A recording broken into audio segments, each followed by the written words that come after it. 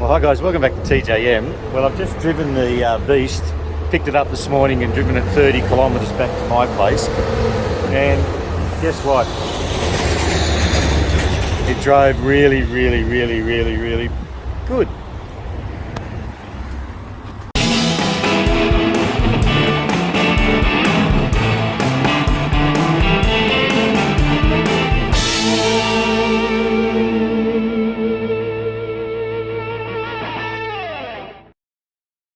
Well, we got it back in time.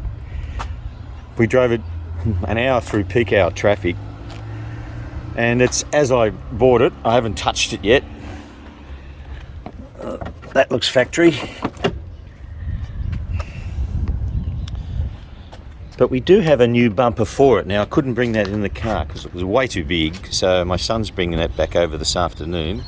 Thank you very much, Taze.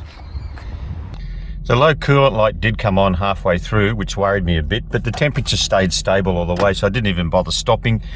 So we'll look at that just to make sure we haven't got any leaks.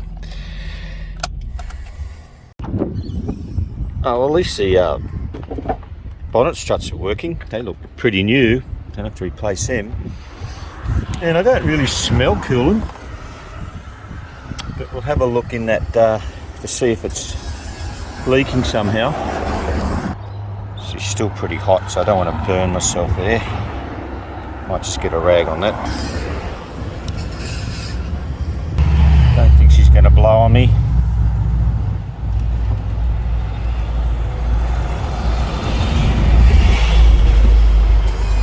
This does have coolant in there. It's red coolant. Is it red? Yeah, and these have been replaced. These are very brittle, these lines, and they break really easy, but I can see they've just been replaced, so that's another good start. I haven't got any red coolant on me at the moment, so we won't put anything just in there at the moment. I know she's got coolant. It did have a little sort of a groaning noise from the front, like a wheel bearing, but it sort of came, as I was driving, it came out of it after a while. I'm just thinking it might be, tyres might be a bit flat, but I'll pull a wheel off it later and have a look. It may also have a worn sway bar linkage, because she did rattle a bit going over bumps, but all in general she was pretty tight and ran straight. The only dent in the car, there's another little one at the front. I'm hoping either I can get that out, or if I get the dent man to get it out for a couple $100, I might be able to do that. As I said, the paint's all pretty nasty, majority of the car, so we've got to decide what we do there. Did you leave anything in the boot for me? Oh, the boot looks like it's been carrying diesel truck engines in it for the last 20 years. It's pretty foul looking, eh? But it does have an original spare. Pretty dirty in there. So let's pull that out first. We'll see what sort of battery he's given me, because it does come with a new battery. But I might just put this camera down. Hey, well he's put the right battery in. That's a $500 battery, so I'm rather pleased he's done it right for me. How many cranking, can't read it, but yeah, well that's pretty lucky, I've got that. So looking good so far. Some extra engine oil.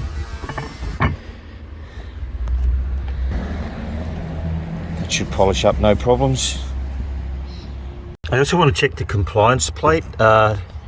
This is a 2000 model, and I want to see if it's got the Nickel bores in it. It really doesn't matter too much in Australia, but it'd be interesting to know whether there's steel bores, or can we see that? I don't think we're going to focus on that. I'll cut a photo of it and see if I can get some numbers off it. Well, I just pulled the tyre and the battery out of it, and I'm glad I did that, because it looks like it's got 24 years of rubbish and crap still in there. So what's the build date? I can't read that. What's that say? Is that 8? 8. Yeah, so that's right on the changeover date. So I really have to follow the engine number now, because it was August 2000 was the changeover date from nickel bores to steel bores. So I'll just check that. I can't read when the compliance was 12, so it's only been for 4 months. It came to Australia, but look at the rust that battery's caused, or older batteries leaking has caused. So we really want to clean that up first and get rid of all this crap out of there. It does have a jack. It's about all it's got. It doesn't have its original in brace, but we might be able to find one of them. It gave me that 4-way one, which will do the job. So let's clean this up first. Actually, before we do that, let's see what spares he's given me. Well, they're coils. It's handy to have a couple of spare coils, especially on XJ8s, because the coil can go with no warning whatsoever, and they're pretty easy to change if you're on the side of the road. Got a door lock actuator. Well, that's probably an old one. Oh, look at that. You're kidding me. Are they being cut? Well, one's cut, but then there's blanks and there's another remote. That's pretty good. Now that says a different number plate, SH, that's SMU, which doesn't match my plate. We'll check to see if those keys actually work in a little while. What else is in this box? Let me put this camera down. There's a cover for the book, for the service book. That's pretty good. And we have another coil. Okay, so there's 3 coils. And there's a cable. That's a door lock cable. So, don't know why we need that yet. But look at this. This is important. Oh, far out. Look at this. This is what I'd like. First of all, we have its service book and warranty, which, let's have a look inside that. And sales, so we don't need that one. But look at the plethora of receipts on this thing. Wow, this is what I didn't see. Wow. Now that's really exciting, but we'll go through those later. Let's have a look what the service book says here. Go back to this last service. Can we see this, guys? Let's have a look here. Okay, we'll go back to the... Okay. All serviced well, and it was done at City Automobiles in Sydney. Bronte Autos, which is in my area. That was like 11, 13 years ago. Just Jags. He's the specialist over in Dulwich Hill. Peter Sloth, he's a nice bloke. What else here? Right up to... Peter's been looking after it since 2016 at 224,000 kilometres. No, it only had 159,000 kilometres then. So the thing's done quite a few Ks since in the last 8 years. It's done over 100,000, 120,000. But that's good that Peter's been looking after it. He knows what to do. And the receipts. Oh, this is too many to go through here. We'll see if we get some nitty gritty heavy duty ones. ABS module. Okay, so there's no lights that show up on the dash because they put a new ABS module in there. Suspension fit. Supply bushes and ball joints. Upper arm. Yep. Okay, that's pretty exciting. Upper ball joints. That's why she's not really making any noises up the front. Front discs. Ooh. Brake pads. Because it goes on and on and on and on. Let me find out some good ones. Well, there's way too much to go through for just this video, but there's things like the fuel pump in the tank. The tank's been removed and replaced, new fuel pump.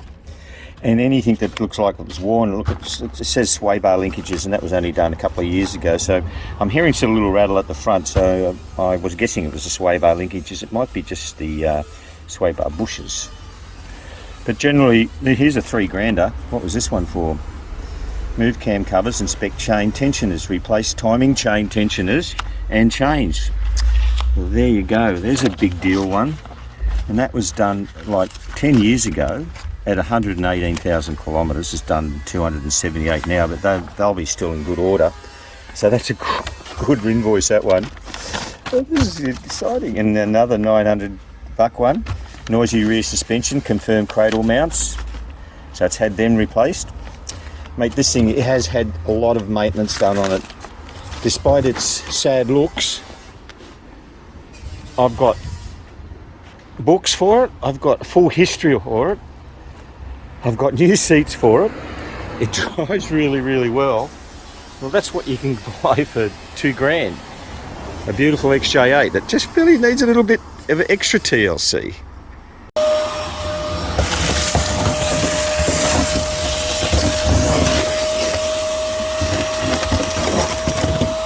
Oh, that'll come in handy.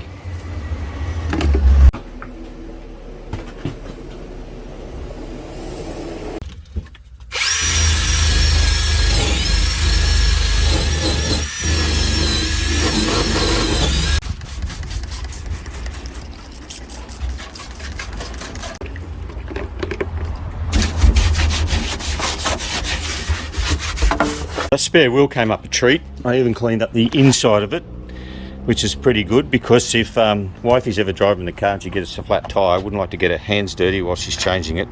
We can see if we can clean up all this boot matting. It's looking pretty bad, but I'm sure we can get it a little bit better than what it is. Well, that boot area is looking a little bit more tidy than it did before. We'll wait for all the carpets to dry before we put them back. Carpets and boot board are looking better. I've tried every available detergent and cleaner that's known to man to see if I can get them clean. Pretty tough job. I don't know what's... They're still a little bit dirty, which I might have to give it another scrub. This brown stuff, I don't know what it is, but it ain't coming out. Well, it has, but it's a lot of work. I wonder if the CD cassette works. Pops out, we have a cartridge. They leave me any CDs? No. Oh! Yes! Oh, wow! I need to study up on my Brazilian and Portuguese language. With all my Brazilian mates, they'll love me. Bonus. Super bonus. Just the one. But I don't know if it works yet, but that part works. Well, this is great. We now have a complete set of books, including the all-important service history and the all-important radio code. Even though it was coded on before I disconnected the battery, I'm glad I've got that, because we can fire up that radio. And a nice wallet to put it all in as well. It's getting better and better, this thing. Well, the radio works, but we do have blown speakers. What can you expect? Just another job to do, but it's working. Let's also get rid of these old dirty seat covers while we're here. I have to cut them off a bit at the back. Just put that down. Well, actually, the passenger seat doesn't look too bad at all. It would come up with a bit of a clean. Let's pull off the driver's seat, have a look at it. The driver's seat tells a little bit of a different story. There's 24 years of in-ground dirt. I just gave it a bit of a scrub there, look. Oh my God, I might just cover that up with something. We only had a quick look at the engine bay when we had a look at it last time. I'll take these engine covers off and have a look under there, make sure that all the hoses are nice and tight. And we got no leaks in the valley or the water pump. I'll take the plastic covers off. I'll put some coolant in it now, some red coolant. Oh, I forgot to look, do we have a toolbox? Oh, it doesn't get any better. Look at that. Mate, that thing's never been used. What a treat. I've never seen one like that ever lasted in a car in any Jaguar I've ever bought. So I'm pretty excited about that as well. Now, we did say one of the remote locks is not working. And it's this one here, the back left-hand one. All the rest are locking and unlocking via the remote, which is pretty nifty, except for this one. However, I'm guessing that's why I've still got this. It's a second-hand one, but must be working, actuated for the lock. So it's a bit of effort putting that in, but it doesn't have to be done straight away. But I know at least I've got one, and that wouldn't be a cheap thing, even second-hand. So that goes in the boot. So a little bit too much brill cream happening there. I don't want to catch anything from that. I'll just give that a little clean. We'll do the rest later. I don't want to upset my headlining. It's about the only one I've got that actually doesn't sag. Well, that's better, but I think this headlining is vulnerable. I don't think it's going to last me much longer. So I'm not going to touch it too much. the sunroom does work, but I might just grease it up a bit. It looks a bit dry in there, a bit dirty. But that's good, it works, and we might have to clean out the drains too in a little while. Looks like the moon.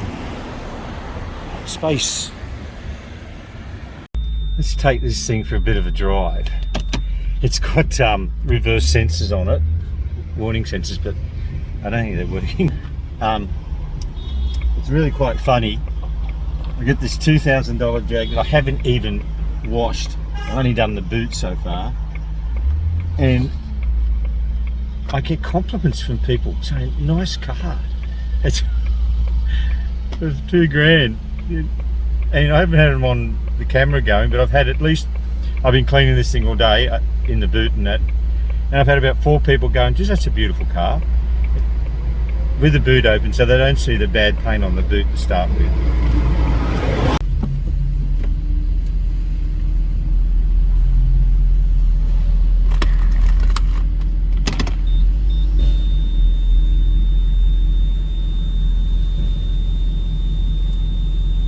And they seem to be lining up all right.